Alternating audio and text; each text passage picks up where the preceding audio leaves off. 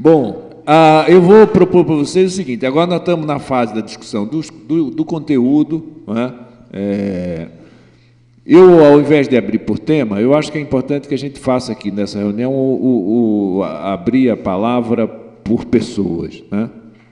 A escolha aqui é uma escolha relativamente simples, como nós valorizamos os mais velhos, não estou dizendo os velhos, os mais velhos, né? Eu vou propor que os mais velhos, né, comecem a fala, né? O professor Lessa, o professor Wilson, o professor Bresser, o embaixador Viegas, né, que também veio de longe, merece, e, obviamente, a Tânia, porque as mulheres aqui, nós somos antigas, também tem... Eu falei que é mulher, são as mulheres, não falei de idade, falei de mulher, eu falei os mais velhos e as mulheres, os mais velhos e as mulheres. Os mais velhos e as mulheres. E a discussão agora é a discussão do conteúdo, do documento, né? Com quem eu começaria? Vocês, quem é mais velho, é chato eu decidi isso aqui. Começa a Tânia, bom, a Tânia, né? As mulheres, né? Hein? Fica no fim? Então começa o Wilson, depois o Wilson, o Bresser, o Viegas, o Lessa já pode falar, ou quer falar depois? Tudo bem. 20 minutos, mais ou menos. Não é muito, é demasiado. Eu vou tocar apenas em dois dos documentos, e muito rapidamente, rapidíssimo no primeiro. No primeiro caso, o documento sobre a inserção externa, etc. e tal, eu acho que ele colocou a questão da vulnerabilidade de uma forma muito velada. Tenho a impressão que ele deveria ser mais transparente e, digamos, um pouco mais crítico. Não é? Passivo externo líquido brasileiro passou de 250 paus para 850 paus. Então, as nossas reservas são grandiosas, fantásticas, que bom, que maravilha que nós temos 350 pau de reserva, que bom, só que não dão para a saída. Fora a questão do custo. Então, eu queria levantar essa questão sobre o documento que versa sobre a questão da... Sim?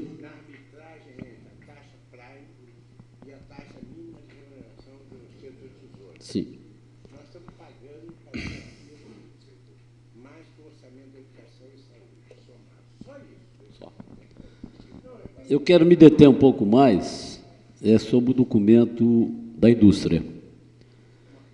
Eu acho que o documento é cauteloso em demasia no que tange a questão da desindustrialização.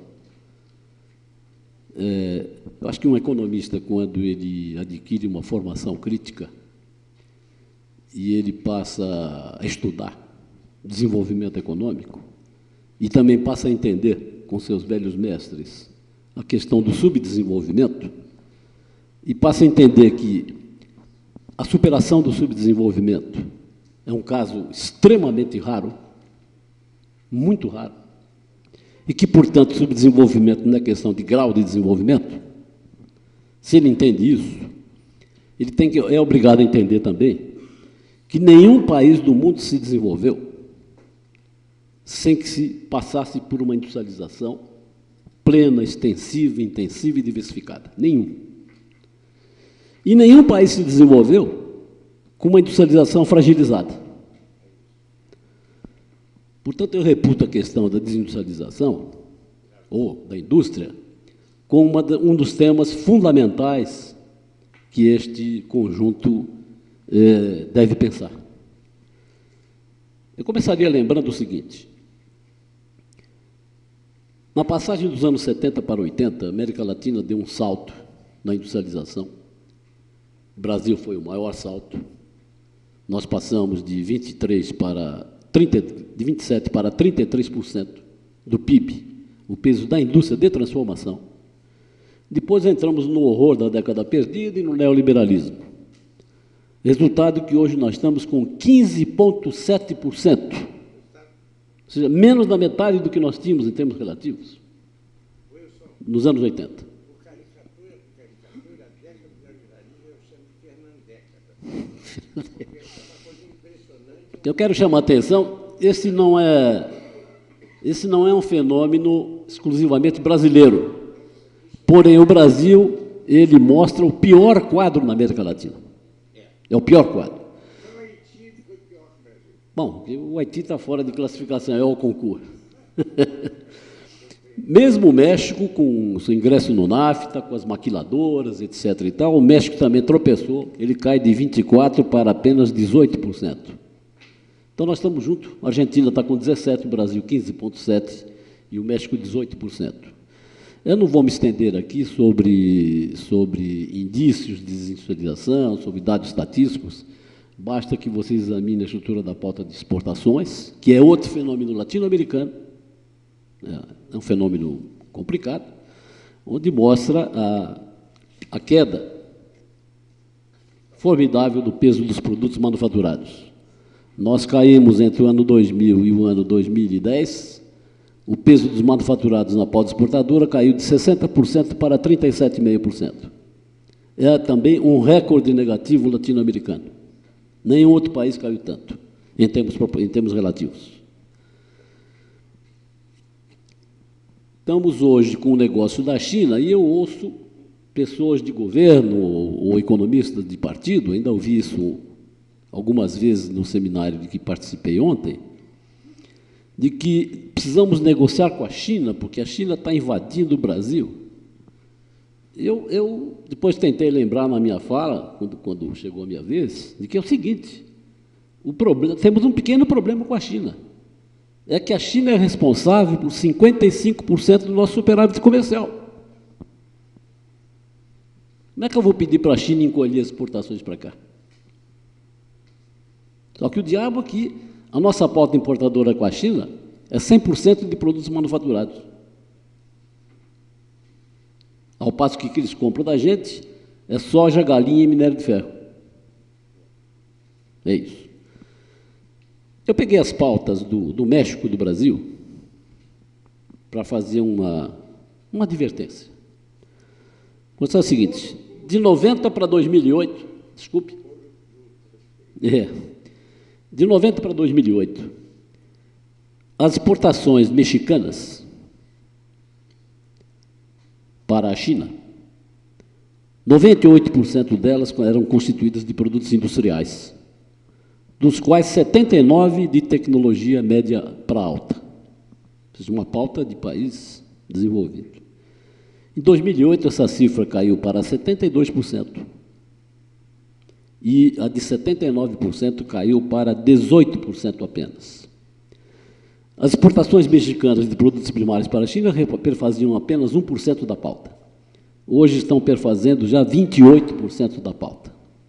O caso brasileiro é dantesco. Nós exportávamos, 80% das nossas exportações eram de manufaturados, dos quais 29% de tecnologia de nível médio para alto. Hoje, nós exportamos apenas 22% são produtos manufaturados. 22%. E não há nenhuma significância acima de 5% em termos de tecnologia. Ou seja, basicamente são exportações com base em recursos naturais. Fiz mais, eu tentei fazer algum ensaio muito rápido, tentando abrir um pouco a estrutura produtiva, dado que o documento fala que não há mudança na estrutura produtiva. Ah, sim. O que nós não podemos é pegar de uma forma, como eu diria, um pouco apressada, as estruturas fornecidas pelo IBGE, porque elas têm um problema metodológico. O IBGE coloca todo o setor extrativo mineral na estrutura produtiva industrial e, portanto, ele acaba mascarando parte do setor de bens de produção. E eu confesso que eu tentei várias vezes usar a metodologia dos coeficientes que o IBGE divulga, mas, sinceramente, eu não consegui fazer as minhas contas. Eu fiz as minhas contas por mim. Se eu pegar de novo o transcurso da industrialização brasileira dos 70 para os 80, nós tivemos que tipo de movimento no avanço da industrialização?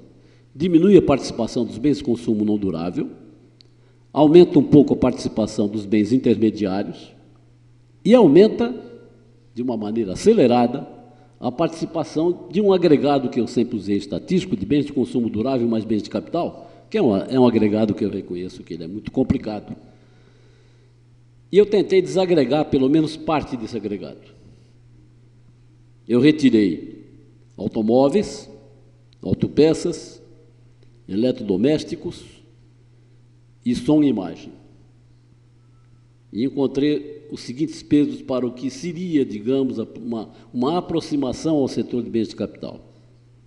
Em 70, 13,5%, e 80, 19,9%, foi um salto vertiginoso. 2009, 10% apenas. Ou seja, se isto aqui não é desindustrialização, sinceramente, eu preciso aprender o que é desindustrialização. Eu queria só para concluir, aqui.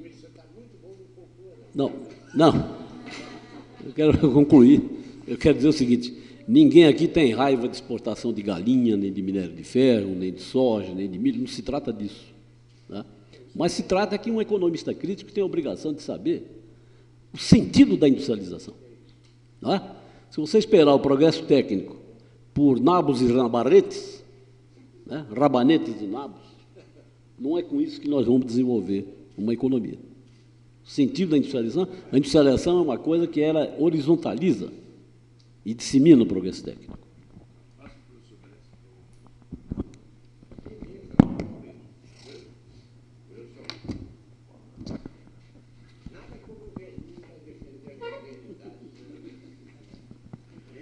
Muito bem.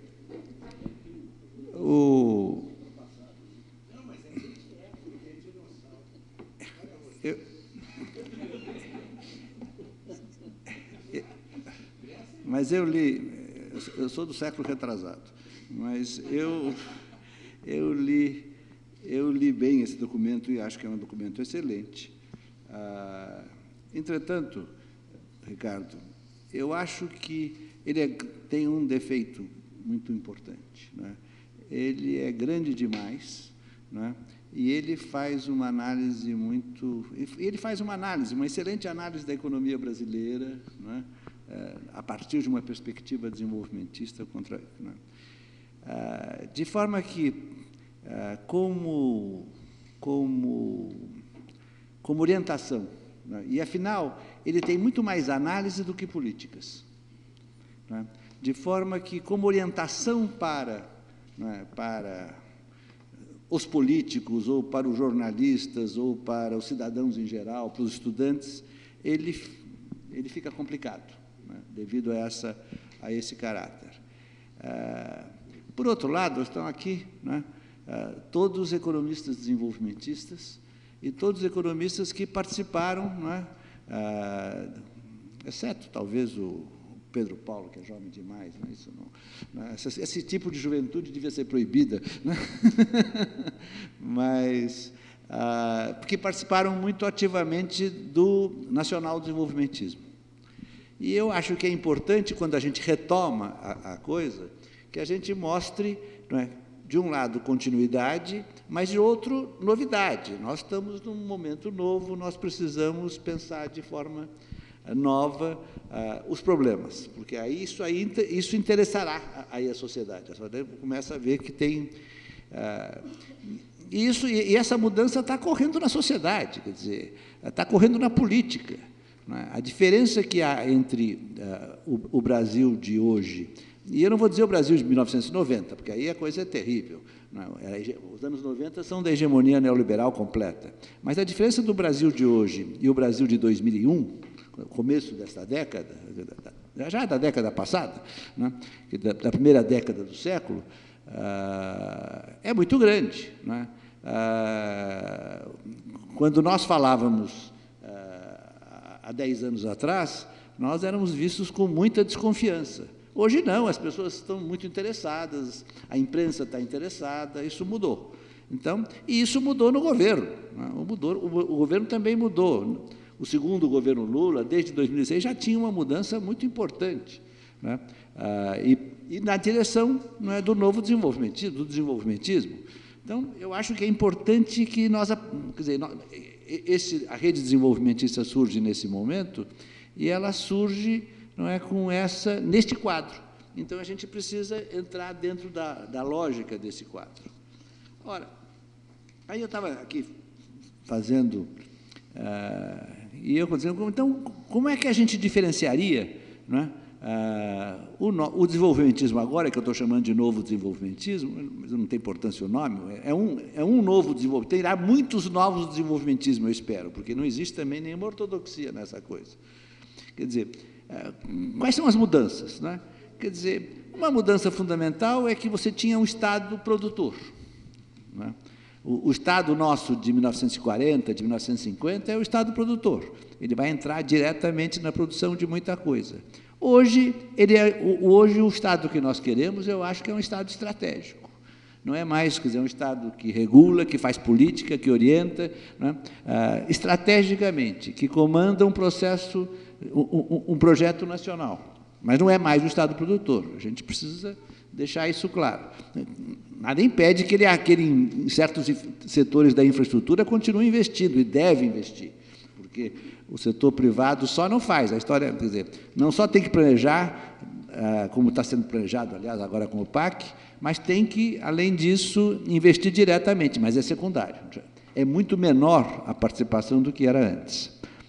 Uma segunda coisa, que eu acho que é fundamental a gente separar, é que esse crescimento tem que ser feito com financiamento interno.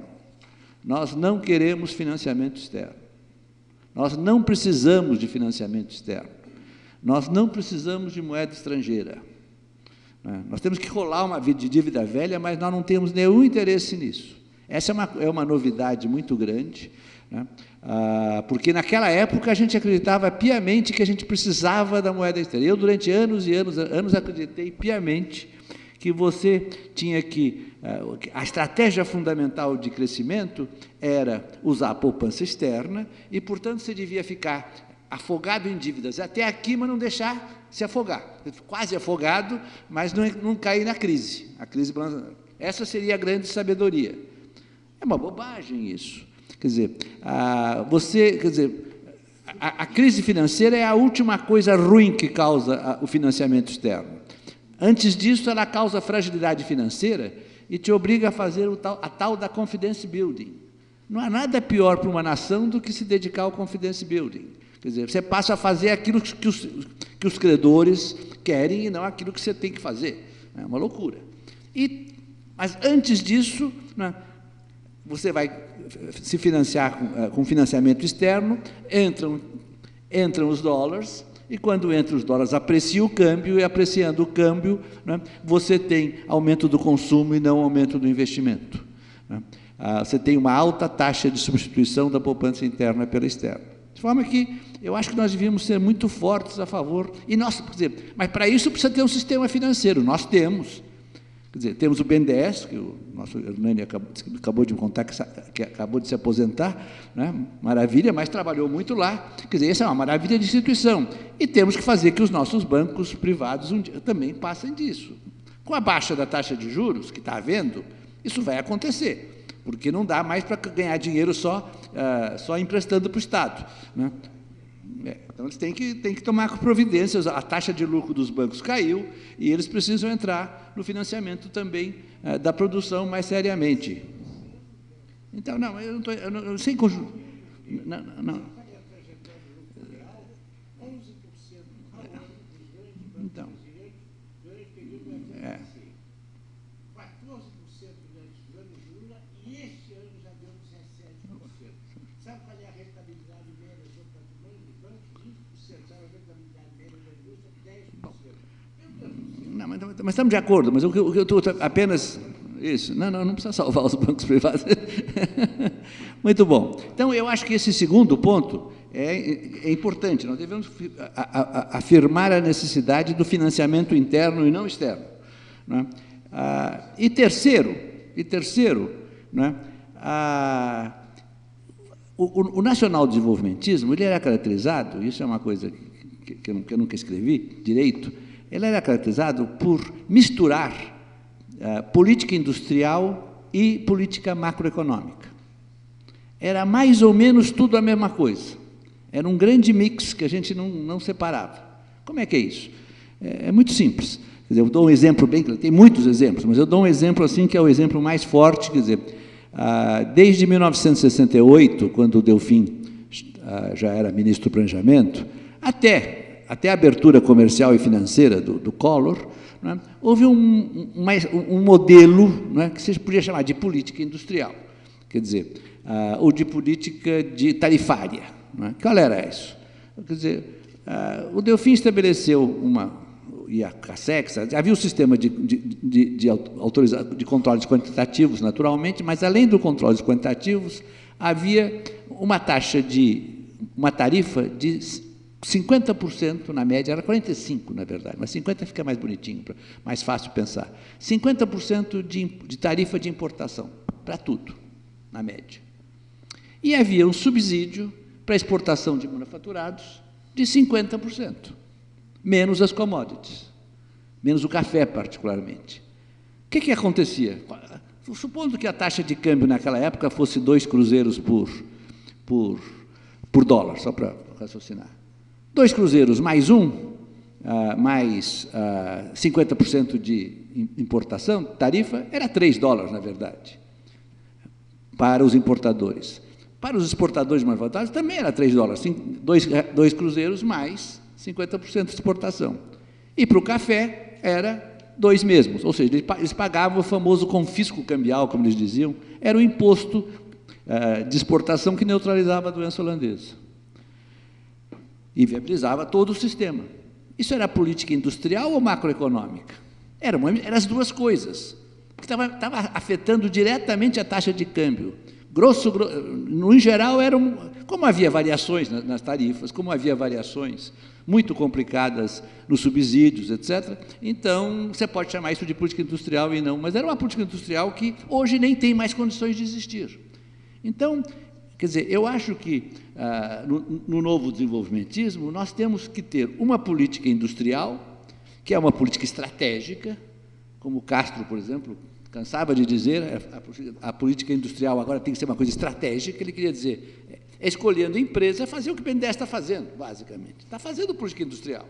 O governo brasileiro está fazendo política industrial. Pode ser melhor, deve poder ser melhor, mas ele está fazendo o que pode. E precisa ter uma outra coisa, que é a política macroeconômica.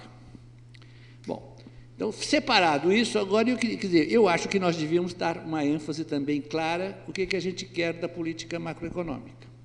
Quer dizer, a primeira coisa é que a gente deve ter como objetivo, né, 3 objetivos, ou 2, como você quiser chamar. Um objetivo é o crescimento. Todos estamos de acordo, somos desenvolvimentistas, nós queremos o crescimento e o desenvolvimento. E segundo, queremos a estabilidade. Mas não é uma estabilidade, queremos 2 estabilidades. Não é só a estabilidade de preços que eles querem. Eu quero estabilidade de preços e quero estabilidade financeira. Eu não quero entrar em crise uma atrás da outra. A política de metas de inflação só põe em completude absoluta a estabilidade de preços e ponto final. Esquece a estabilidade financeira, né, e, evidentemente, esquece o crescimento. Então, nós temos, quer dizer, na verdade, nós temos que combinar esses 3 objetivos, o que é viável. Né? Não é fácil, ninguém tem a solução perfeita. Agora, por exemplo, um jornalista me perguntava, um notável jornalista, está lá o Sérgio, me perguntava se o Tombini apostou quando ele baixou o juro há 2 meses atrás. Né? Eu falei, apostou no sentido de que ele tomou uma decisão. Quer dizer, ele tomou uma decisão em situação de incerteza, como qualquer economista decente tem que fazer. Né? Não os economistas neoclássicos, que eles nunca tomam decisões, eles maximizam. Né? Eles têm já a solução certa e fazem a solução certa, que é a única e ponto final. Bobagem, né? Quer dizer, o Tombini não, o Tombini, quer dizer, apostou? Não, ele tomou uma decisão muito competente, pensando bastante, e levando em consideração que ele queria não apenas estabilidade de preços, mas também queria crescimento, e eu diria também estabilidade financeira. Então, isso é quanto ao objetivo. E aí eu diria que a segunda coisa é que nós devíamos ter uma política fiscal responsável e uma política cambial responsável. O problema da responsabilidade, eu costumo dizer que há dois tipos de economistas vulgares. Há os economistas vulgares ortodoxos, e eles resolvem todos os problemas possíveis e imagináveis de um jeito, né? Qualquer problema que surge é simples. O problema é desajuste fiscal, a solução é cortar a despesa pública, ponto. É a coisa mágica. Mas tem o vulgar keynesiano, né? Também, que resolve todos os problemas. Como é que faz? Aumenta a despesa pública e pronto. E ficam duas caricaturas assim, né, absolutamente lamentáveis. Quer dizer, esse documento não cai nem longínquamente nisto, né? Mas eu acho importante, né, que nós estejamos separados do keynesianismo vulgar. Então, a lei de responsabilidade fiscal é uma lei que deu certo. Essa palavra responsabilidade fiscal tornou-se uma palavra da nação brasileira, né? Eu acho que a gente deve usá-la. Mas, então, e nós devemos ser responsáveis fiscais, o que não impede, por exemplo, que keynesianamente a gente faça políticas expansivas quando você tem uma crise, né? Isso foi bem feito aqui no Brasil, né, na crise de 2008. Isso foi feito nos Estados Unidos, bem feito, foi muito melhor feito na China, né? Já não foi tão bem feito na Europa. E está sendo um desastre na Inglaterra, um desastre, né? Ainda tem hoje notícias sobre a Inglaterra. Então, eu acho que nós temos que ter uma política fiscal responsável keynesiana, porque Keynes era muito claro a respeito disso, inclusive. E a segunda coisa é que nós devemos usar essa expressão mesmo para falar que nós devemos ter uma política cambial responsável. E aí dizer, e olha, vamos dar de barato que os ortodoxos, né, nossos adversários, quem são os adversários, tem que estar bem claro, que os nossos adversários também sejam responsáveis do ponto de vista fiscal. Tudo bem, mas eles são absolutamente irresponsáveis do ponto de vista cambial. Porque o que é ser responsável do ponto de vista cambial? É a mesma coisa. Você, em princípio, é que está Delfim hoje dizendo lá no artigo dele do Valor, quer dizer, em relação, não ao cambial, ele está falando sobre o fiscal. Quer dizer, a velha aritmética, né, você tem que manter o equilíbrio das suas contas. Ora, por que eu tenho que manter as contas equilibradas do Estado brasileiro, ou do Estado francês, ou do Estado americano, né, e não tenho que manter equilibradas as contas da nação brasileira, da nação americana, da nação francesa, do país França? A responsabilidade cambial é você, ou seja, e como é que você mede isso? Não é com o déficit público, você mexe isso com o déficit em conta corrente. O déficit em conta corrente é que mostra o equilíbrio ou desequilíbrio da nação como um todo, do Estado-nação como um todo. Então, nós tínhamos que ser responsáveis deste ponto de vista. Quer dizer, olha, e o que quer dizer que agora, para você ser responsável, e eles são rigorosamente, como eles defendem o crescimento com poupança externa, quer dizer, eles defendem o crescimento com déficit em conta corrente e, portanto, eles defendem a irresponsabilidade cambial. Engraçado que depois eles falam nos déficits gêmeos. Mas como é que pode? Quer dizer, nem sempre funciona, mas geralmente o déficit gêmeo é correto, normalmente acontece. Olha, como é que eles podem querer ajuste fiscal e déficit em conta corrente? Não faz sentido, não bate. Enfim, eu acho que nós devíamos deixar bem clara que a responsabilidade fiscal a cambial é muito importante. E a responsabilidade cambial quer dizer, você pode também chamar responsabilidade cambial ou monetária. Porque aí o problema fundamental são os dois preços macroeconômicos chaves da macroeconomia, né, que é a taxa de juros e a taxa de câmbio. Você precisa de uma taxa de câmbio, em geral, baixa, que você opera na política monetária, mas é em geral baixa, e você precisa de uma taxa de câmbio competitiva. E aí está toda uma discussão sobre o que é uma taxa de câmbio competitiva, que eu chamo de taxa de câmbio de equilíbrio industrial. Aquela que viabiliza aquela indústria, porque o Wilson tem absoluta razão, né? Porque isso eu tinha naquela coisa, porque desenvolvimento econômico é industrialização, porque desenvolvimento econômico, na verdade, mais amplamente, é aumento do valor adicionado per capita, é a transferência de mão de obra de setores com menor valor adicionado per capita para setores com maior valor adicionado per capita. Isso se consegue normalmente com industrialização. Você pode conseguir também com atividades de serviços altamente sofisticadas que exigem uma mão de obra, mas o grosso, o básico é a industrialização e continua sendo, né?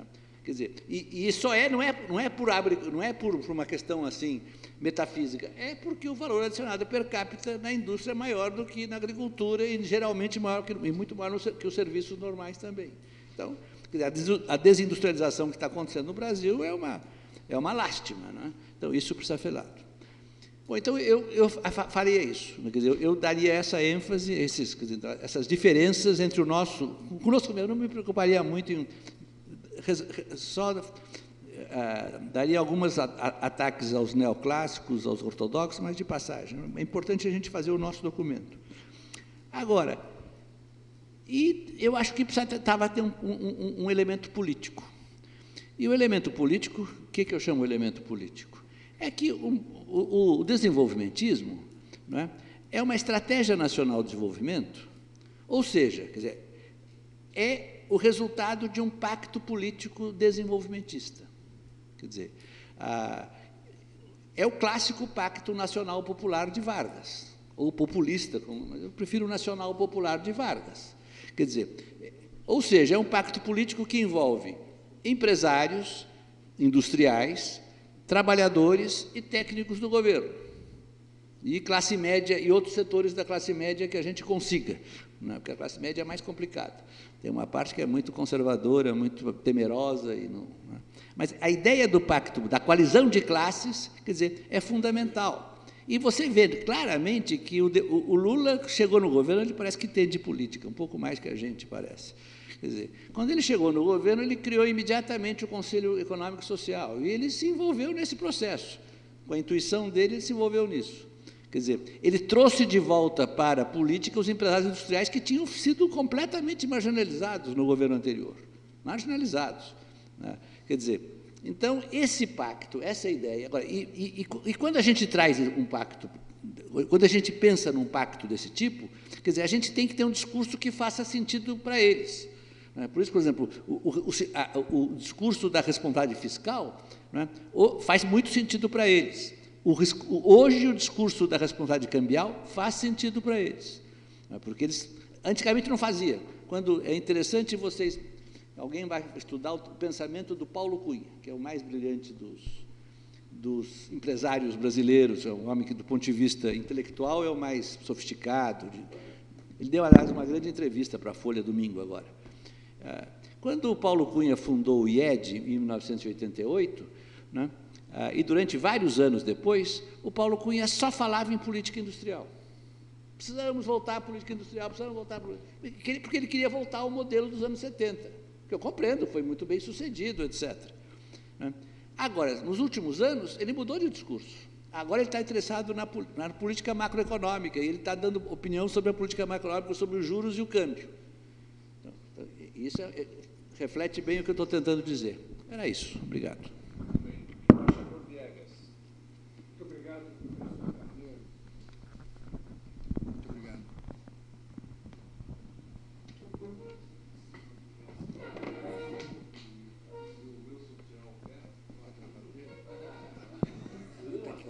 De cadeira, fique aí mesmo, eu acho que nessa aqui já dá.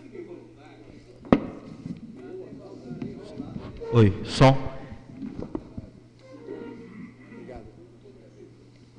Muito obrigado, Ricardo.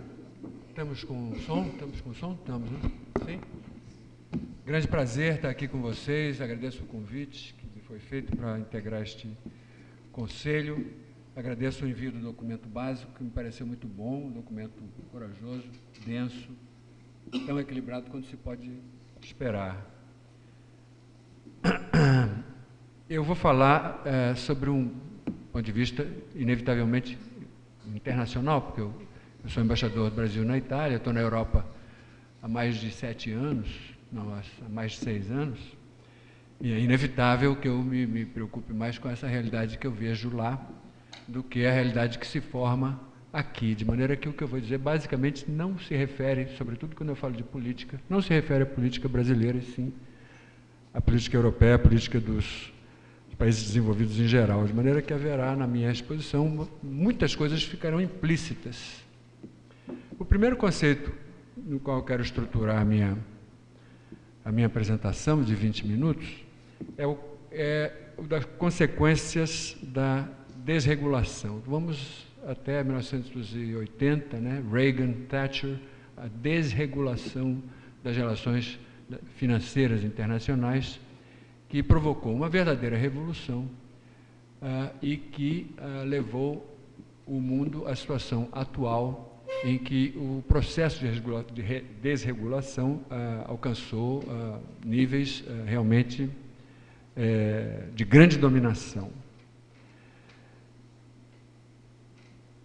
Os governos hoje, o professor Bresser falou em política cambial responsável, eu também gosto de política cambial responsável. Eu não sei se os governos têm instrumento para fazer uma política cambial responsável, porque os governos perderam seus instrumentos de ação com o processo de desregulação, e o mercado passou a ser o grande orientador geral sobre todas as coisas, e atrás do mercado, quer dizer, o conceito grande orientador geral é o lucro, e dentro do lucro é o lucro imediato, que é muito pernicioso como fator de decisão para uma perspectiva de desenvolvimento a longo prazo. Mas essas coisas ganharam, sobretudo no hemisfério norte, mais uma vez, não estou falando do Brasil.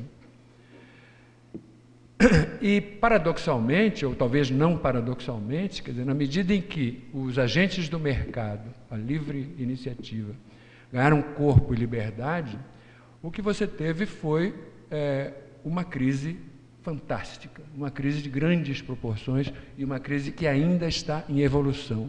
E uma crise que, tendo origem financeira, no descontrole da ganância dos agentes financeiros, basicamente de Wall Street, teve repercussões econômicas, em geral, teve repercussões sociais importantes e repercussões políticas consideráveis. Este mês de novembro, na Espanha, caíram 3 governos, ou seja, nós não estamos falando de pouca coisa. Existe uma erosão da representação política muito sensível na Europa e eu acho que também nos Estados Unidos. Eu estou falando aqui não como um agente do governo brasileiro, e sim como um observador, uma pessoa física. A gente vê isso. O episódio, por exemplo, da substituição do Berlusconi pelo Mário Monti é muito esclarecedor a esse respeito, ou, na verdade, nos enche de interrogações mais do que de esclarecimentos. O episódio da substituição do Berlusconi pelo Mário Monti não foi gerado pelo parlamento italiano. Não é uma substituição democrática. Foi uma solução alcançada por um entendimento entre as elites, tanto as políticas, ou seja, o presidente napolitano teve que se valer da sua autoridade, da sua pequena autoridade presidencial, expandindo-a para tomar a liderança da evolução política italiana, em associação com Merkel e Sarkozy. Vocês se lembram daquela reunião da União Europeia em que eles trocaram um sorriso quase debochado sobre o Berlusconi, aquilo foi fatal ao Berlusconi, e o mercado, em conjunto, deliberam que é melhor que o Berlusconi vá embora. Puseram, então, um homem de confiança, um homem que tem um passado de política europeia, um passado de política como assessor do Goldman Sachs, todo mundo sabe. Ou seja, aquele mandarinato, aquela ideia do hoje em dia, para você governar, você tem que conhecer governo, você tem que conhecer banco, você tem que conhecer a academia, bom dia, porque senão você não manda. Muito bem, fez-se isso. Realmente respirou-se mais aliviadamente, apesar de que a situação subjacente é a mesma, não mudou em nada. Então, é mais uma vitória da corrente favorável à austeridade. Não que o Berlusconi fosse um defensor de gastos públicos, não, ao contrário. Mas o Mário Monti certamente está muito mais afinado com a política de austeridade desenvolvida pelo Banco Central da Europa, desenvolvida basicamente pela chanceler Merkel. Então, primeiro exemplo, pouca participação das forças democráticas. Segundo, cai o Berlusconi, sobe o Mário Monti, que é um agente dessa combinação mandarínica entre poder público e mercado, assim como cai o Zapatero e sobe o Rajoy, que é um homem muito conservador e que certamente respaldará as políticas de austeridade. E o que acontece? O mercado sobe, ou seja, o spread da Itália e da Espanha sobem. Ou seja, vamos lá, o que foi que aconteceu? Aparentemente, e essa é a minha hipótese, aparentemente o mercado já não acredita na austeridade como fator de resolução da crise europeia, da aguda crise europeia. Aparentemente, o mercado se dá conta de que você, com uma política de austeridade unanimemente adotada por todos os países europeus, que é o que a chanceler Merkel deseja, não estará resolvendo a crise. Ao contrário, estará, como todos sabem, todos sabemos, né? Vocês são economistas, eu não sou. Se você não resolve o problema do crescimento econômico, você não cria condições para o seu governo pagar uma dívida astronômica, que é realmente muito grande, que na verdade se deve muito ao próprio desequilíbrio provocado pelos agentes financeiros em 2007, 2008. O mercado talvez esteja farejando isso na frente dos líderes políticos da Europa. A combinação desses fatores me transformam numa pessoa profundamente pessimista com relação à evolução da Europa, talvez dos Estados Unidos também, a curto prazo. A possibilidade de uma solução social-democrata, na qual eu acredito, é pequena. Por quê? Porque você tem, em primeiro lugar, uma erosão, uma forte erosão das forças políticas de esquerda na Europa. Eu estou na Itália há 2 anos e meio e eu não vi as forças políticas de esquerda na Itália dizerem uma única palavra sobre o que fazer para corrigir a crise econômica da Europa. Nenhuma ideia, nenhum princípio, nada. O que eu vejo que eles dizem assim intimamente é que é preciso esperar até este ciclo se esgotar, deixar que, no caso Berlusconi ou Mário Monti agora, façam as reformas, estas terríveis reformas de corte de gastos que têm que ser feitas, porque eles também estão acreditando nisso, ou pelo menos estão se sentindo impotentes para mudar esse regime, até que em 2013 a social-democracia terá vencido na França, na Alemanha, na Itália, e nós teremos então uma nova conjuntura. 2013 é longo prazo.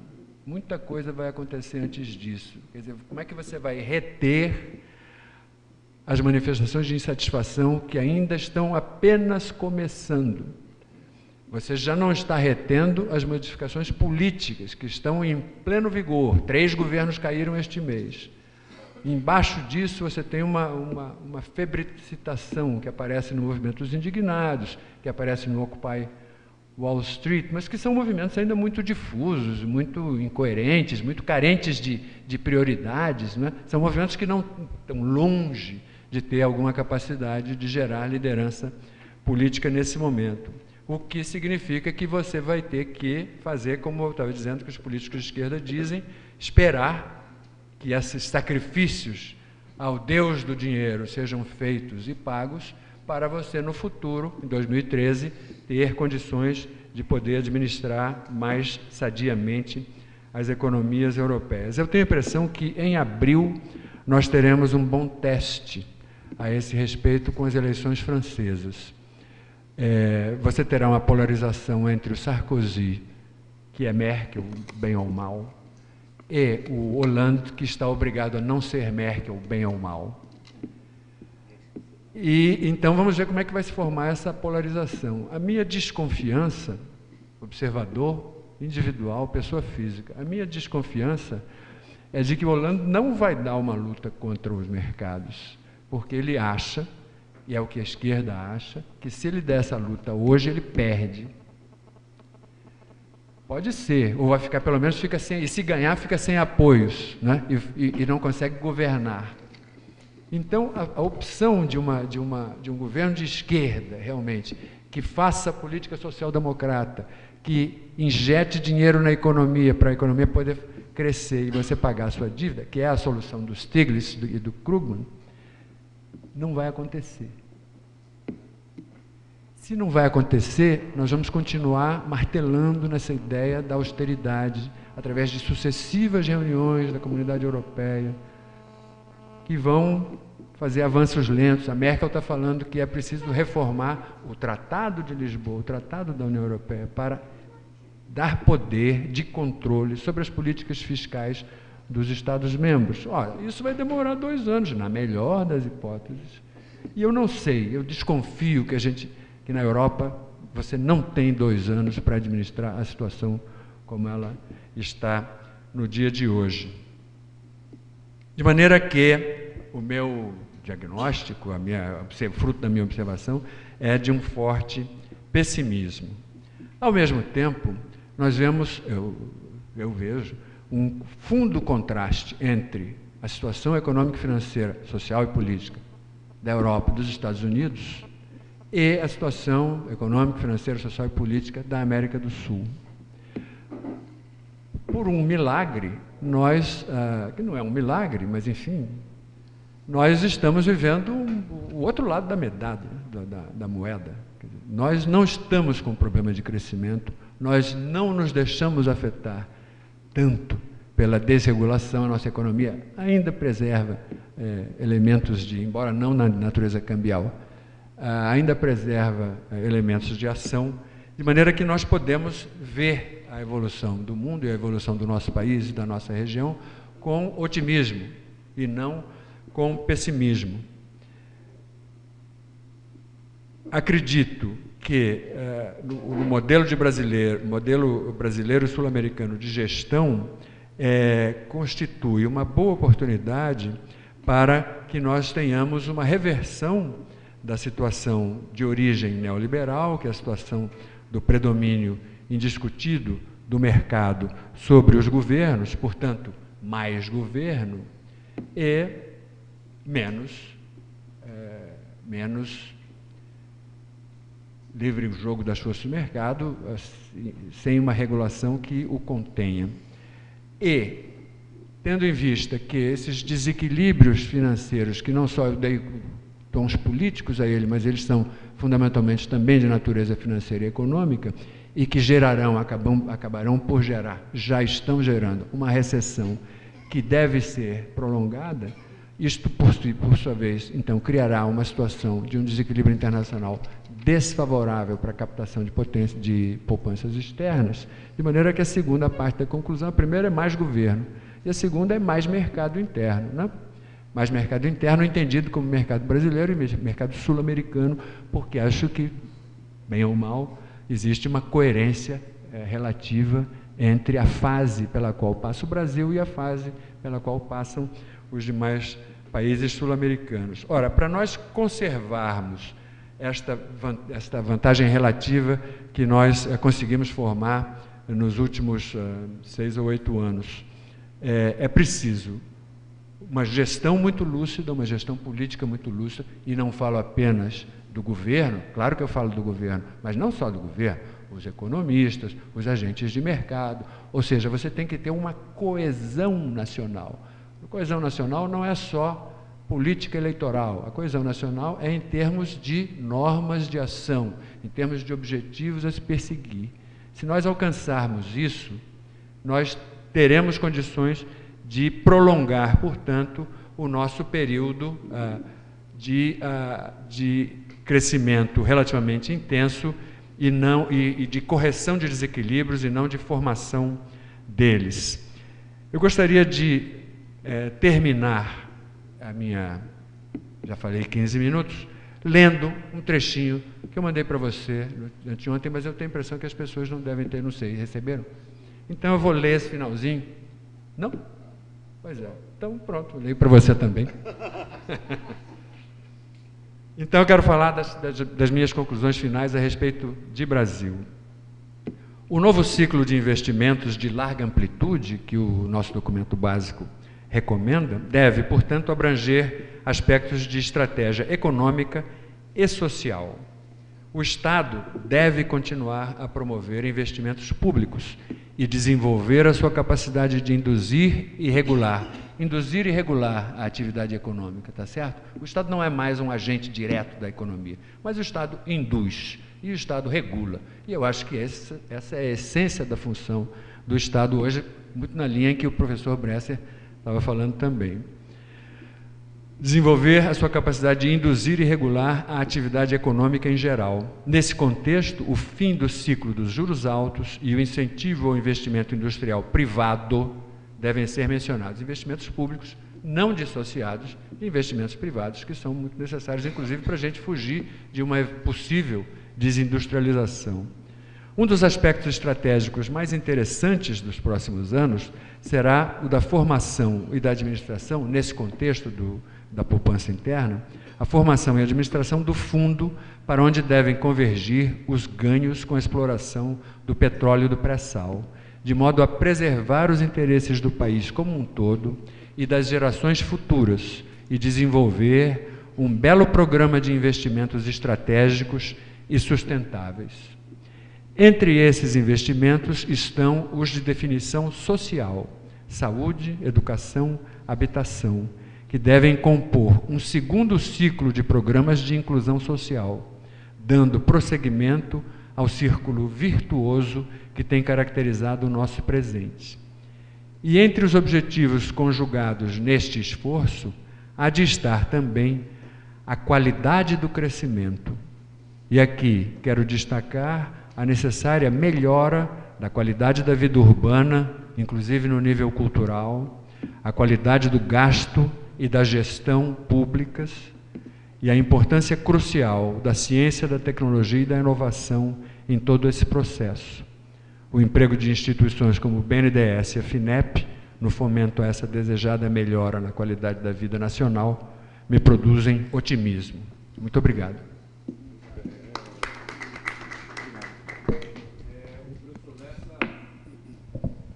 O professor Lassa não falou nenhuma vez. Ele falou. O professor Lessa está aqui, digamos assim, inscrito já, mas ele falou, assim, é que ele falou baixo. Não, enquanto eu falar. Na fala dele, está dizendo que você Não, falei um pouquinho baixinho. Mas deixa. Te elogiei, Viega. Te elogiei. Você é da boa safra de servidores de Estado. Olha aqui, deixa eu dizer uma coisa a vocês. Eu ouvi o Wilson Cano, o Wilson corretamente colocou o dedo na industrialização como processo absolutamente central para o desenvolvimento das forças produtivas. Ouvi com muita atenção o Bresser, por sinal foi a segunda vez em 2 dias. Acho que as ideias dele, em princípio, são corretas.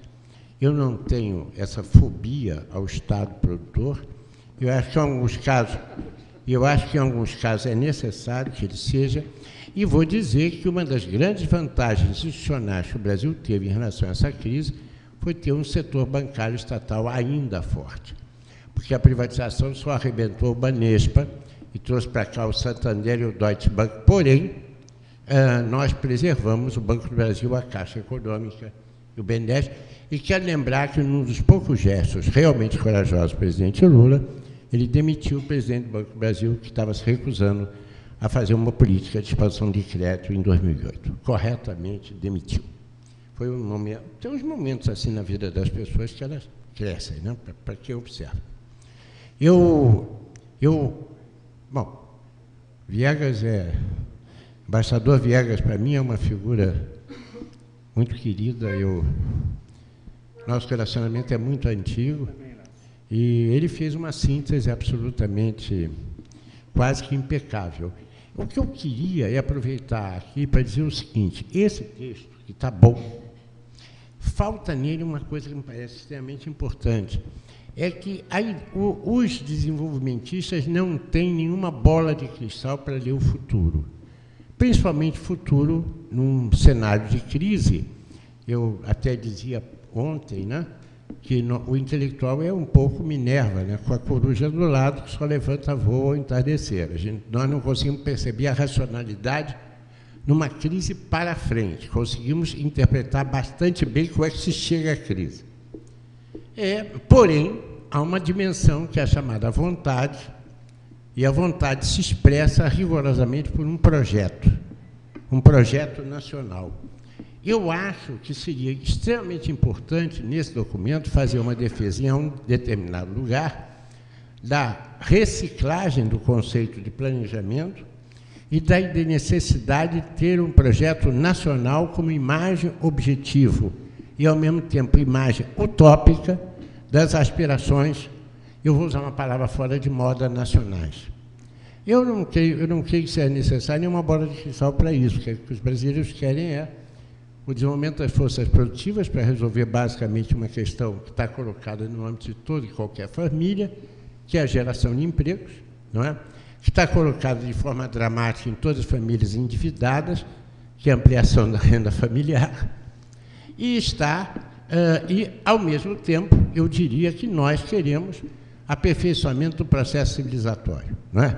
Pode ir desde o respeito aos direitos civis até aperfeiçoamento dos organismos e da prática da justiça, a correção das desigualdades sociais e amplificação dos bens de consumo público. Eu entendo esses como saúde, educação e mínimas condições de moradia.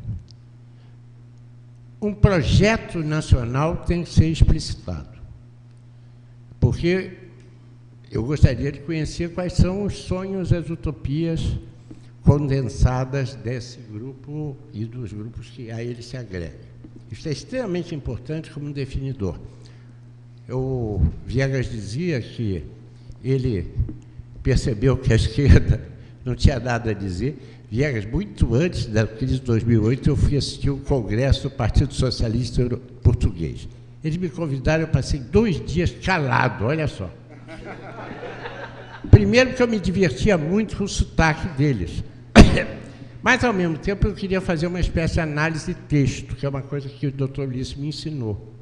Preste atenção aos silêncios. E, para minha surpresa, o principal silêncio eram palavras como povo, direitos do povo, aperfeiçoamento. Não aparecia. Aí, quando me deram a palavra como visitante, eu disse, em primeiro lugar, eu festejo que o partido esteja aqui reunido com tanta gente interessante, tanta gente que fez aportações originais. Porém, ao mesmo tempo, eu quero notar o silêncio. Onde é que está o povo? Na cabeça de vocês não existe mais. A categoria dissolveu-se. É como se estivesse tocando dobre de finados para a Revolução Francesa. Não é só povo, mas também nação. As coisas vão se tornando esfumaçadas. A esquerda perdeu essas categorias. É terrível isso. Mas, enfim, deixa... Eu quero avançar da ideia do projeto nacional, e quer dizer que o projeto nacional não é a política econômica. A política econômica está a serviço desse projeto, a serviço de um horizonte mágico, imediato. Porém, existem estratégias e movimentos em direção ao projeto nacional, certas linhas fortes. Uma delas, o documento visita com absoluta propriedade, que é a questão do investimento. Só que eu, de novo, não tenho nenhuma fobia com o Estado produtor e muito menos com o Estado investidor. Eu não acredito que o Estado retire espaço do investimento privado. Eu acho que o Estado gera as externalidades que alimentam o sistema privado, e mais o investimento privado, e mais do que isso. O Estado abre frentes de expansão para o investimento privado. Uma das coisas que o mercado, paradoxalmente, tem enorme dificuldade de fazer, e por isso vai para a especulação financeira e para a acumulação financeira fictícia, é porque ele não é capaz, por si só, de definir fronteiras de expansão inequívocas. Na verdade, se não formos procurar, mesmo na Revolução Industrial Inglesa, é antecedida pelo equipamento da Marinha Inglesa, onde o canhão de ferro fundido foi a grande tecnologia que deu hegemonia à Marinha Mercante e à Marinha de Guerra inglesa no século XVIII, que permitiu e preparou o advento da Revolução Industrial. Então, na verdade, eu acho que o balizamento pelo Estado em relação ao caminho para o futuro é absolutamente fundamental. Então, nisso daqui eu quero visitar algumas questões rapidamente. São questões todas que foram abordadas pelo documento, porém elas estão tratadas de forma, vamos dizer, pulverizada e não tem, então, a força do compacto necessário para a inteligibilidade do não iniciado. Eu não vejo nenhum problema que a gente escreva complicado, não, desde que exista uma versão popularizada, como é que chama? Compacta, tipo manifesto, etc. Eu acho que isso é possível fazer. Mas o que eu queria chamar a atenção é o seguinte: algumas dimensões do Brasil que nós temos que sublinhar, porque são potencialidades nossas, o que não significa dizer que venham a ser colhidas, né? Existem. A primeira delas é que o Brasil tem uma vantagem estratégica brutal em relação a quase as demais potências do mundo, porque nós temos uma matriz energética absolutamente espetacular. Nós somos o país do mundo, grande país, que tem maior percentagem de energia renovável, porque nós temos a hidroeletricidade como principal componente da energia elétrica, enquanto que, por exemplo, na Europa, o grosso da energia elétrica já é gerada por combustíveis fósseis, tipo carvão e gás. Nós temos uma matriz energética, em tese, absolutamente espetacular, e nós temos uma potencialidade energética absolutamente fantástica. Por quê? Porque os aproveitamentos hidrelétricos da calha amazônica, da bacia amazônica, ainda estão em estado quase virginal, há um potencial colossal, talvez permita dobrar a geração de energia elétrica, hidroelétrica do país, e nós temos agora a mão de Deus, além da Amazônia Verde, nos deu a Amazônia Azul, onde está o pré-sal, e aparentemente, pelo que eu estou sendo informado, eu não gosto nem de falar nisso, porque eu morro de medo do número, os geólogos da Petrobras, eu me dou muito bem com eles, muitos deles dizem que as reservas de pré-sal são muito maiores do que até agora foi enunciado, o que para mim aumenta meu medo, porque eu sempre olho o Atlântico Sul como um potencial Oriente Médio do futuro, e o Brasil um Iraque possível, porque é complicado ter uma enorme reserva de petróleo debaixo do grande bebedor de petróleo, que é o irmãozinho do Norte. Mas como a questão da geopolítica saiu de moda, não se discute mais isso, mas eu acho que o imperialismo está aí para valer, eu acho que é bom restaurar um pouco, nesse ponto 1 do documento, uma reflexão bastante lúcida sobre o mundo, porque eu não vejo multipolarização, eu vejo, pelo contrário, uma associação cada vez mais íntima e operacional entre Estados Unidos e China. Então, eu acho que vai dar divórcio no futuro, mas, no momento, o casamento está na sua plenitude e, apesar de brigarem, dormem juntos. Então, isso é muito complicado. Eu acho que é a G2, viu? Eu não acho que tem G7, não. G20 é uma brincadeira, é um sonho de verão. Eu acho que existe o G2 mesmo. Mas deixa para lá, isso não tem a menor importância agora. O que eu quero felicitar que a abertura se dê pela avaliação do cenário internacional, e acho que não dá como fugir da geopolítica, porque é decisiva nesse jogo. Aliás, é decisiva até para o futuro da humanidade, porque se houver alguma besteira para valer no Oriente Médio, talvez Armagedon seja o destino. Eu quero isolar isso, batam da madeira toda, mas o ponto que eu queria chamar a atenção é o seguinte: não há saída a longo prazo para as economias ditas do primeiro mundo se não houver uma revolução tecnológica para valer. E ninguém me venha com a terceira revolução industrial se não me disserem qual vai ser o vetor de energia. Eu morro de rir, porque outro dia eu ouvi o Teotônio adora sonhar com robotização. Isso é uma brincadeira. Não. O meu problema é o seguinte: uma revolução tecnológica uma revolução industrial passa estrategicamente pelo vetor de energia. Qual é a energia do amanhã? A pergunta está inteiramente em aberto. Ponto. E não creio que tenha se avançado muito nas tentativas de resposta.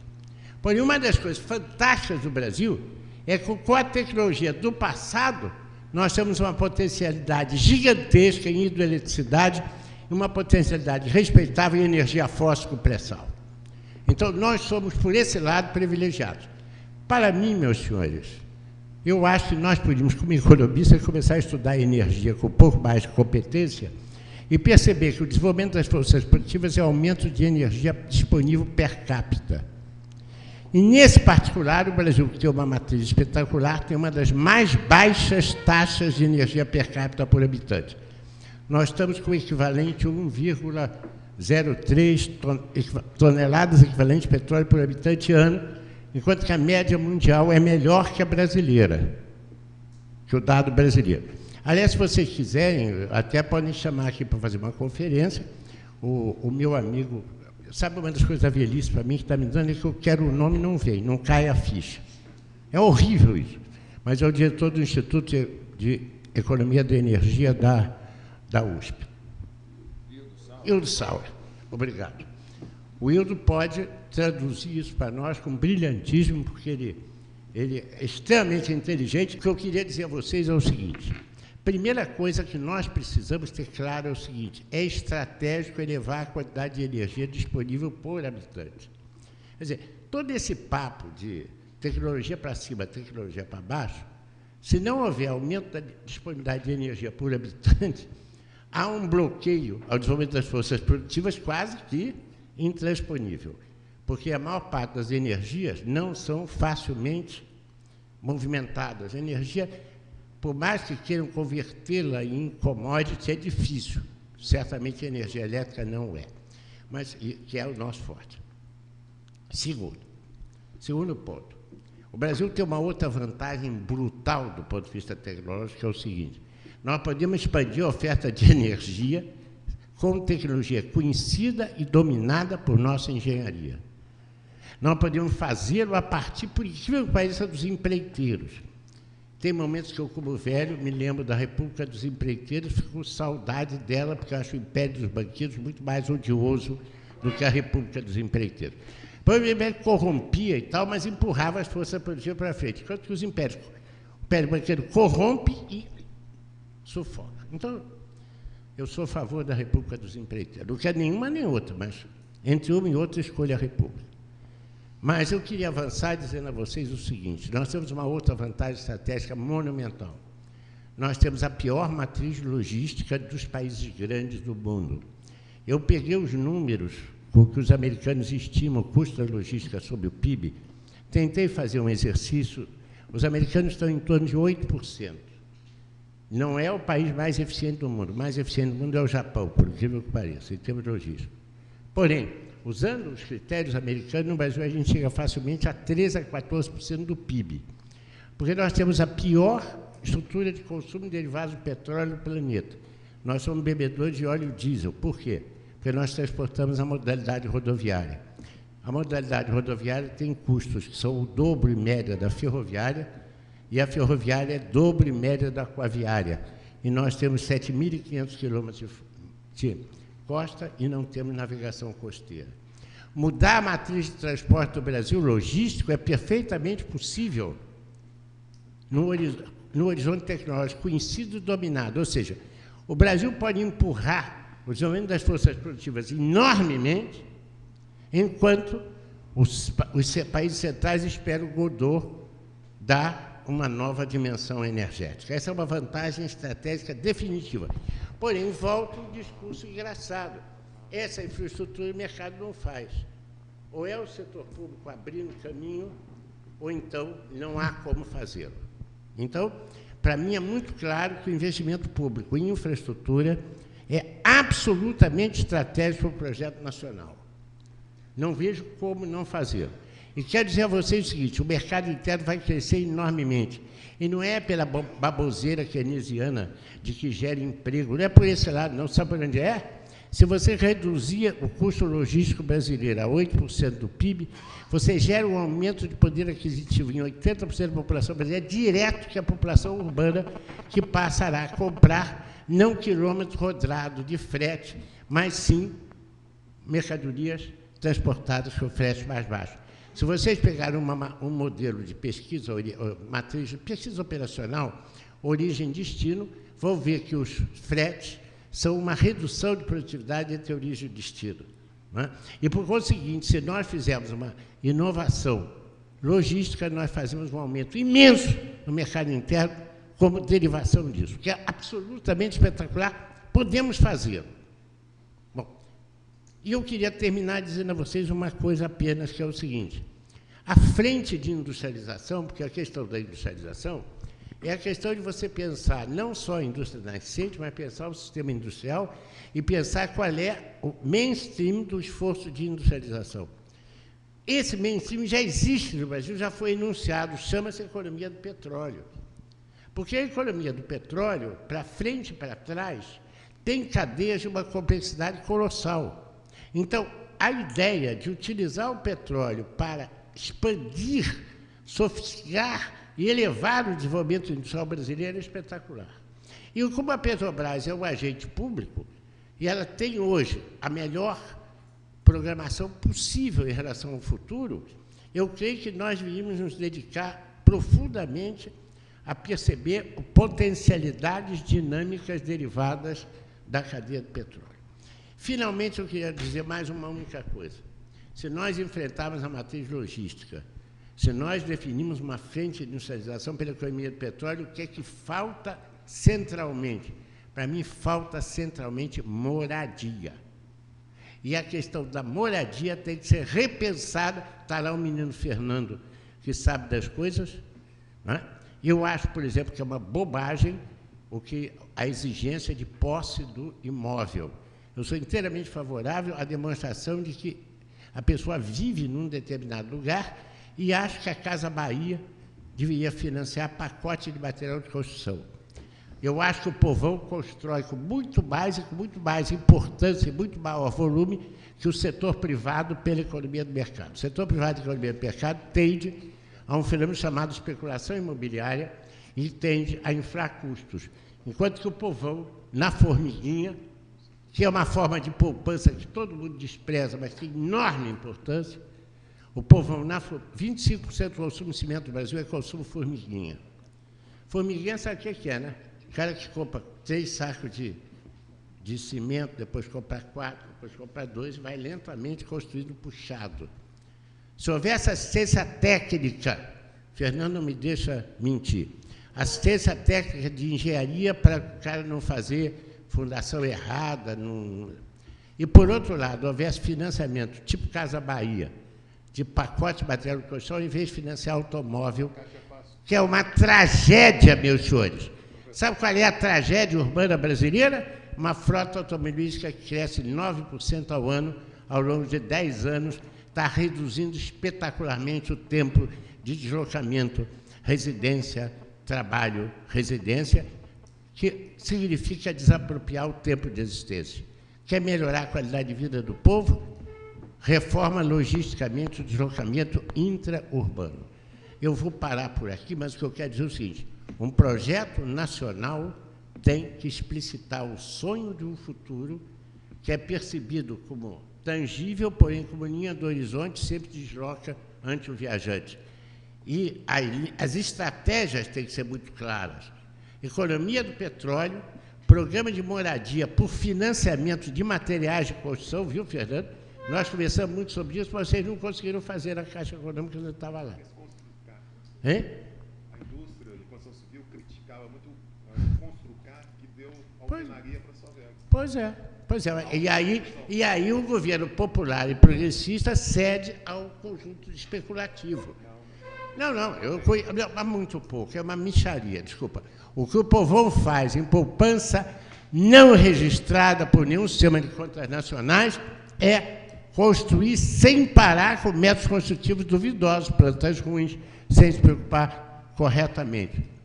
Então, seria possível, sim, um lindo programa de moradia para todos, desviando a Casa Bahia do eletrodoméstico e automóvel para a construção civil. Mas, ao fazer isso, prepara o tranco, segura teu coração, porque nós nos viciamos a crescer e sustentar a demanda efetiva a partir dos automóveis e dos eletrodomésticos, que é outra coisa que precisa o texto examinar.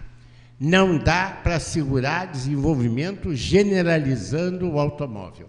Você sabe que o automóvel, eu vou só terminar dizendo o seguinte: endividamento popular com automóvel, com eletrodoméstico, é um conto do vigário. Sabe por quê? Porque na visão popular eles têm uma visão patrimonialista do automóvel e do eletrodoméstico. Mas na hora em que você generaliza, não tem mercado de segunda mão. O preço está desvalorizado. Aquilo que eu brinquei do direito de estrupar o carro novo enfiando a chave, custando 20%, daqui a pouco o carro de segunda mão vai cair de valor tanto que simplesmente os pobres estão pagando. Mas o meu motorista comprou carro financiado, 90 prestações sem juros, sem entrada, meu amigo. Sem entrada é um sonho de verão. Você segurou a atividade econômica brasileira com o modelo Casa Bahia. As pessoas não têm coragem de dizer isso, mas a Casa Bahia que definiu o padrão. Crédito, consignado e o diabo. Vocês me desculpem, terminei. Bom, eu, como todos os que falaram, gostei muito do documento também. Acho que ele é mais analítico mesmo, né? Mas eu acho que dos eixos da rede é fazer análise, né? E eu acho que ele está bem legal, assim, sobre o momento que a gente está vivendo hoje, né? E, para mim, me agradou muito o documento. No que se refere a meu interesse principal, que é a coisa da dinâmica regional, também me agradou muito. Assim, a começar pelo título do tema, tá certo? Que aí começa com diversidade regional e avaliação da divisão interregional do trabalho no Brasil, né? São dois conceitos, para mim, muito preciosos, tá certo? Então, só o fato da gente também estar olhando a diversidade, eu acho que é legal demais. Então, eu gostei muito. O buraco que ele vê, eu também concordo. Acho que nessa área de análise regional está faltando esse balanço.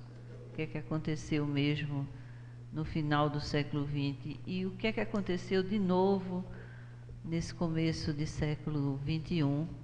Ontem eu falei isso, acho que a gente, nesse começo do século XXI, avançou pouquíssimo em termos de políticas regionais estrito sensu, né? Praticamente não avançamos, mas os impactos regionais do novo padrão de desenvolvimento foram muito positivos. E um aprendizado que a gente fez de lidar com as desigualdades regionais brasileiras nas políticas nacionais setoriais, que é um outro jeito de cuidar da questão regional, né? Então, por exemplo, no ensino superior, a gente ampliou as universidades onde não tinha. A gente saiu do litoral, onde estão concentradas as universidades. No meu estado tinha 2 federais, todas 2 no Recife. O caba saía de Petrolina para estudar agronomia na beira da praia. A gente levou para Petrolina, levou para Caruaru, levou para Garanhuns. E isso deu uma mudança maravilhosa nesses tamanhos de cidade.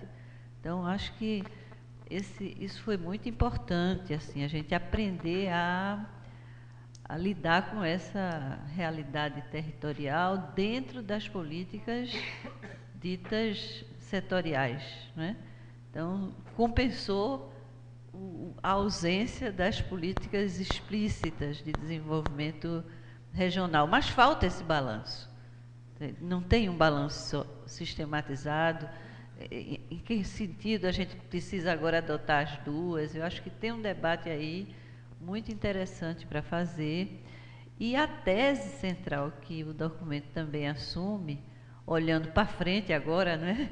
Olhando para frente, também é a hipótese com a qual eu trabalho, que é da possibilidade de reconcentração industrial, principalmente no Sudeste e Sul, nas próximas décadas, puxado pelo pré-sal, tá certo? Eu acho.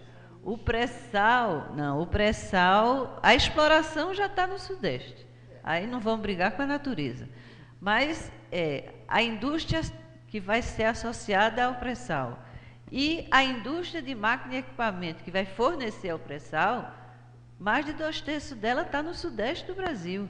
Então, essa maquininha de estímulo ao desenvolvimento industrial brasileiro pode ser um viés de reconcentração nas próximas décadas, está certo? Eu comungo com a sua preocupação. E eu aprendi com você a observar com muita atenção as diferenças absolutamente espetaculares da produção industrial é toda a petroquímica e química de base. Inclusive, vou até lhe dizer mais outra coisa. É que a privatização prejudicou muito, por exemplo, a questão dos fertilizantes.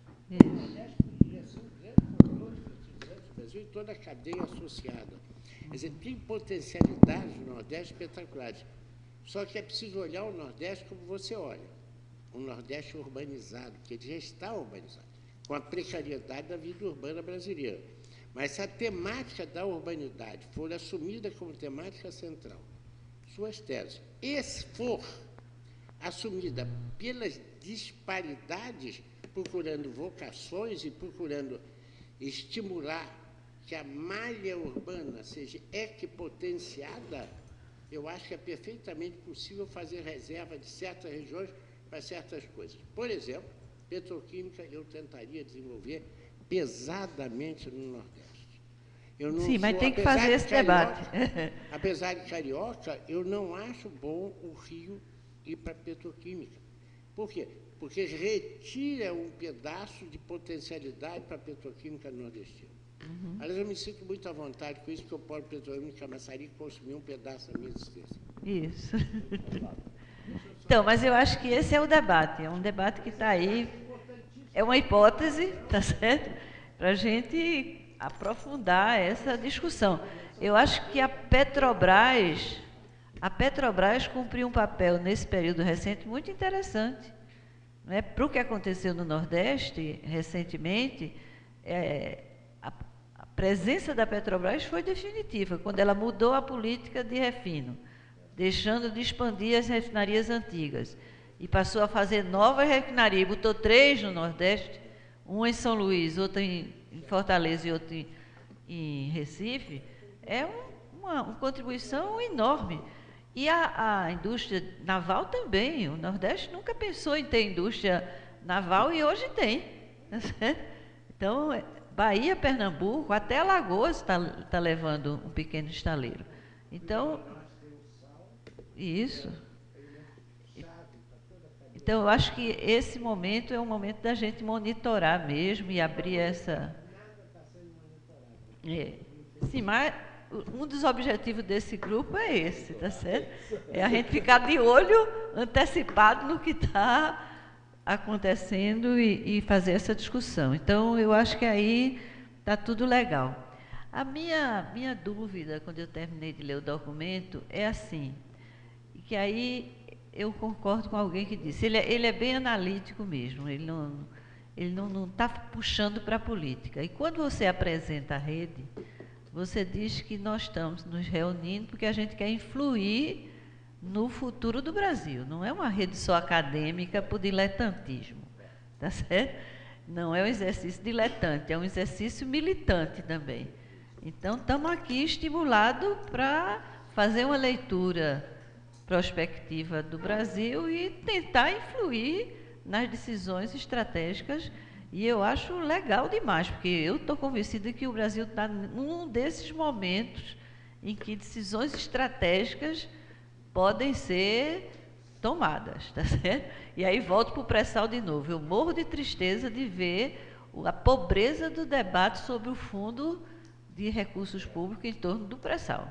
E o que o Congresso Nacional está fazendo dele, tá certo? Quando a gente vê o projeto de lei, agora que já andou, com 10.000 prioridades, dá vontade de você chorar, tá certo? Então, a gente não... Eu acho que se a rede é isso, é tentar dar uma contribuição, a gente tem que, ao mesmo tempo que a gente reflete, a gente já começar influindo, não é? Então, eu gosto das suas 3 prioridades. Se eu pudesse decidir, eu escolhia elas 3 e mais uma, que era o investimento em ciência, tecnologia e inovação. Então, não é para a gente estar discutindo se nós vamos falir o Rio de Janeiro ou levar dinheiro para o município. é uma receita adicional importantíssima, num momento estratégico da vida do país. Então, a gente tem que decidir, como brasileiro, onde é que a gente vai botar esse dinheiro. Tá certo? Então, eu acho que essa... Aí é a discussão, quer dizer, quais são os momentos de síntese da rede?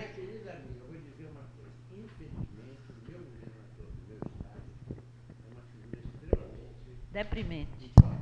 Porque nós aqui não é majestático, não. Eu, o Fernando Siqueira, que é o presidente da EPET, e o menino, que é presidente dos sindicatos petroleiros, fizemos, inclusive, um filme sobre isso. Nossa posição era a favor que o Rio abrisse mão de royalties. Sabe por quê?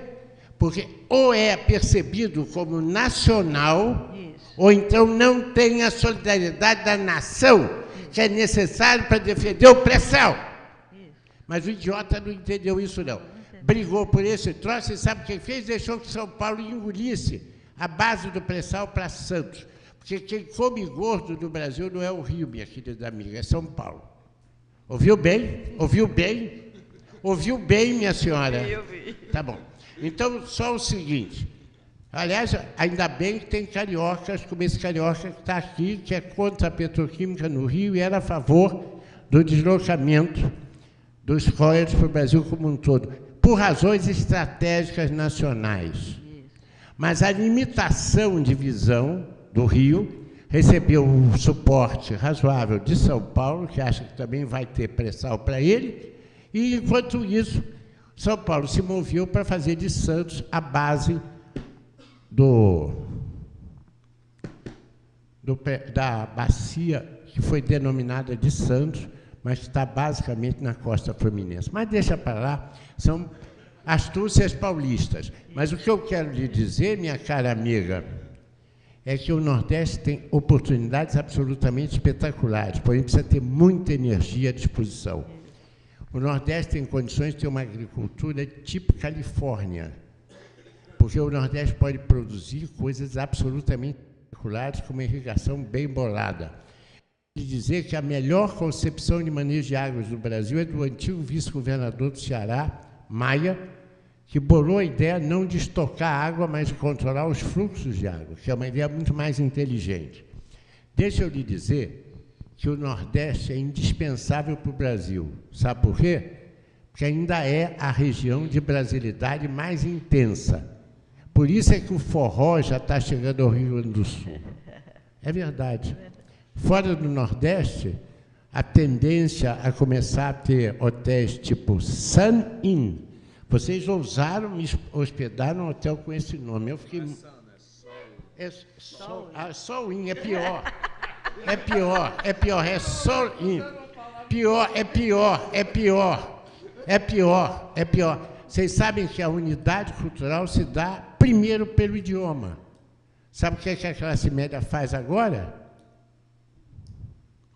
Simplesmente printa e deleta. Printar é de to print, e o delete é de to delect. Mas o delect é de bom latim, é o deletar que existe no vernáculo português antigo, como jogar fora. Mas, obviamente, os que fazem o to delect hoje fazem procurando estar com a modernidade. Printam e deletam. Eu, por exemplo, método de ensino, quem printasse e deletasse, reprovado. Tem que defender Camões. Camões. Unidade cultural é fundamental. Bom, vocês me desculpem, mas eu já estou falando. Tânia, por favor. Não, aí a minha reflexão talvez seja para o final do dia de hoje. Tá. Né? Que é assim, quais vão ser os nossos momentos de síntese? Que tipo de... Vai ser seminário? Vai ser alguns documentos sínteses, tá certo? Ou cada tema vai ter obrigatoriamente que ter propostas, tá certo? Então, acho que falta a gente discutir um pouco, porque aquilo ali é uma leitura com a apresentação de umas temáticas. Eu acho que, para o propósito da rede, aí eu fiquei insatisfeita, sabe? Não respondeu para mim, sim, mas nós vamos fazer mesmo o quê? Em que momento a gente vai quebrar o pau entre nós e tirar algumas coisas que nos unam, tá certo?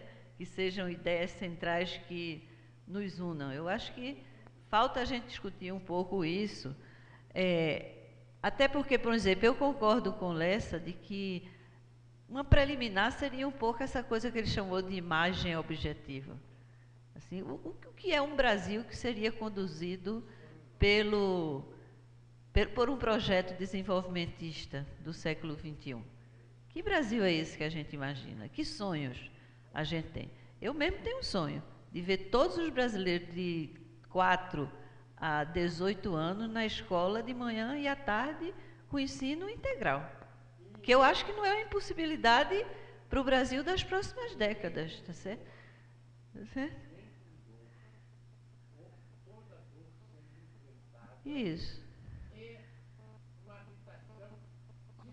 Pronto. Isso aí é o dinheiro do pré-sal.